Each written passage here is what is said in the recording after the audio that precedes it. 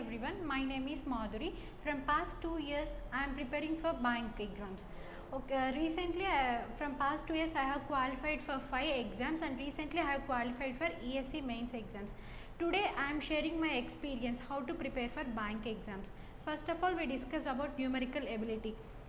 Numerical ability అంటే ఏమంటే first మనం మ్యాథ్స్ అంటే చాలామంది భయపడుతూ ఉంటారు. There is no need to worry about quant. We have to అంటే మనం సింప్లిఫికేషన్స్ మీద వీటి మీద అంతటి మీద మనం క్యాలిక్యులేషన్స్ పార్ట్ మీద అంతా గ్రిప్ తెచ్చుకోవాలి.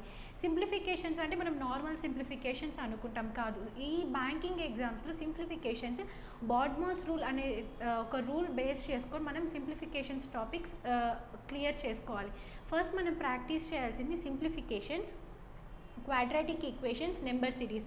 ఈ 3 టాపిక్స్ మనకి 15 to 20 మార్క్స్ వరకు కవర్ అవుతాయి in case of prelims examinations.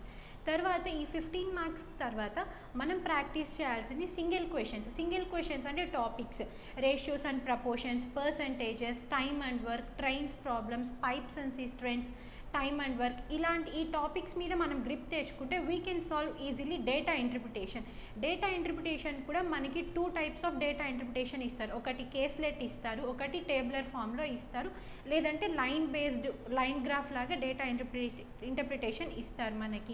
మనం ఏం చేయాలంటే మనం డైలీ ఒక టాపిక్ విన్న తర్వాత మనం ఆ టాపిక్ మీద టాపిక్ టెస్ట్ రాయాలి.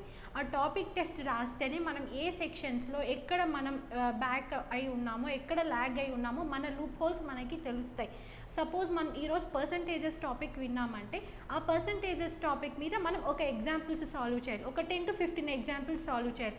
అక్కడే మనకి డిఫరెంట్ కైండ్స్ ఆఫ్ ప్రాబ్లమ్స్ దొరుకుతాయి.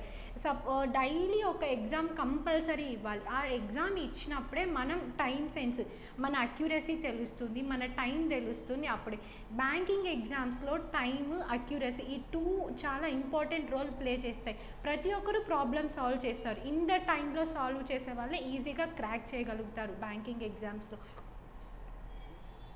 నెక్స్ట్ మనం ఏం చేయాలి, మెయిన్స్. ఇది వరకు మనం మాట్లాడుకుంది క్లరికల్.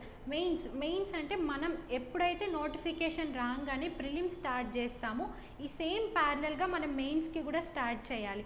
ఒక టాపిక్ అంటే మనం అది ప్రిలిమ్స్ లెవెల్ వరకే ప్రిపేర్ అవ్వకూడదు. ఒక టాపిక్ అంటే మనం దాని ఇన్డెప్త్గా మనకి మెయిన్స్లో కూడా ఎలా అడుగుతారో అంతవరకు మనం ప్రిపేర్ అయిపోవాలి. మనం నోటిఫికేషన్ రాగానే ప్యారలల్గా మెయిన్స్కి కూడా ప్రిపరేషన్ స్టార్ట్ చేయాలి. అంటే కరెంట్ అఫైర్స్ రన్ అవ్వాలి. మనం ఇలా న్యూమరికల్ ఎబిలిటీ, ఇంగ్లీష్, రీజనింగ్ కూడా ప్రాక్టీస్ చేస్తూ రావాలి. మెయిన్స్కి వచ్చేసరికి ఇన్డెప్త్గా అడగడం స్టార్ట్ చేస్తారు. అంటే మెయిన్స్లో మనకి సింప్లిఫికేషన్స్ అలా అడగడం చాలా రేర్. క్వాడ్రాటిక్ ఈక్వేషన్స్ అడుగుతారు. నెంబర్ సిరీస్లో కూడా 2 టైప్స్ ఆఫ్ నెంబర్ సిరీస్ ఉన్నాయి, missing number series, wrong number series. చాలామంది స్టూడెంట్స్ రాంగ్ నెంబర్ సిరీస్ దగ్గర ల్యాగ్ అవుతారు. ఇవన్నీ మనం నెంబర్స్ ఎలా వస్తాయంటే మనం squares, multiplications, additions, subtractions mostly ఇలానే అడుగుతూ ఉంటారు.